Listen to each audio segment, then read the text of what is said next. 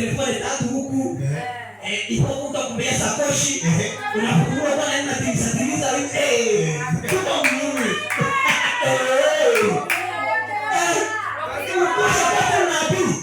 Unachunguka tu mara tatu.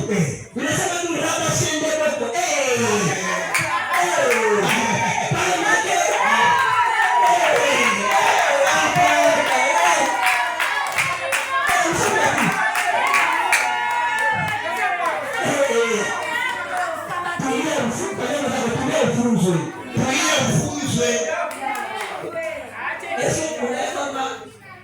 Huduma bila mafundisho ni kaburi.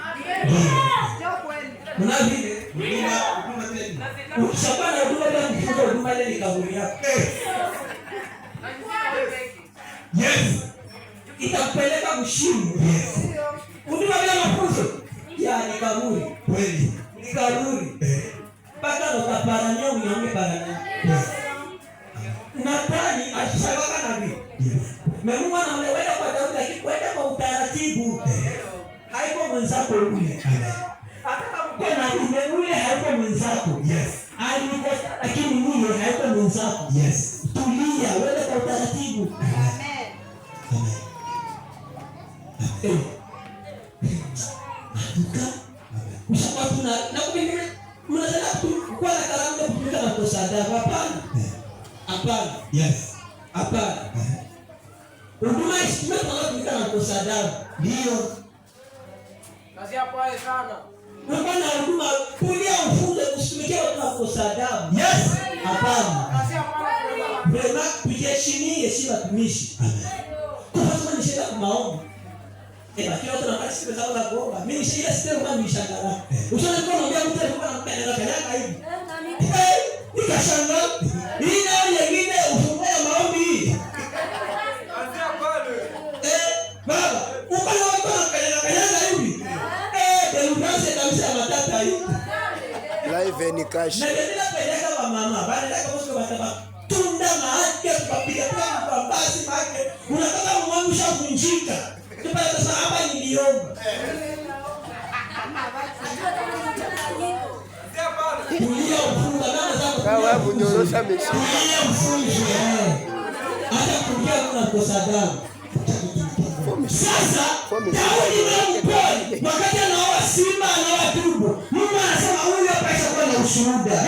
Sasa kulikuwa siku yenyewe bakunaje wakaenda kuvuta basi balipata bagerie. Watu wapiganaje.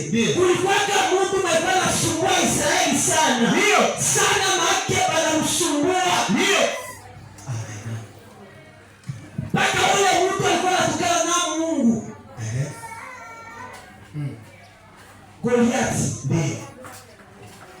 Anatukana na Mungu. Na hakuna kufotola. Kwani? Ni mfalme yeye anaelekea kimya. Ni masoda yote banabakia kimya. Hii mtu gani? Iko na shamba na Mungu wa Israeli. Baba yake akamwambia Daudi, kamata beba mjako chakula. Wakati anafika kushamba ya vita, anakutana na watu wote debu. Yes. Advance. Wote wako ni debu wala simama. Yes. Hakuna kutikisi. Yeah. Kwa tujemba mwae liko nasema. Ule mwanajiona kimamba zogea hapa. Na tukana ni Mungu wa Israeli na yeye anatukana. Daudi wakati anafika anasikia msimamo. Yes. Nikauliza Daudi hivi, wewe unasikia msimamo ya jinsi uko na chama mfalme, na kwa chama taifa, na kwa chama mtu, omemaru hauko mfalme. Na ajabu mwanapiga sirika ni mfalme. Ndio. Kwani wewe unasirika? Daudi akamjibu papa. Mimi siko kuketi, lakini niko mfalme. Yes, nasikia uchungu.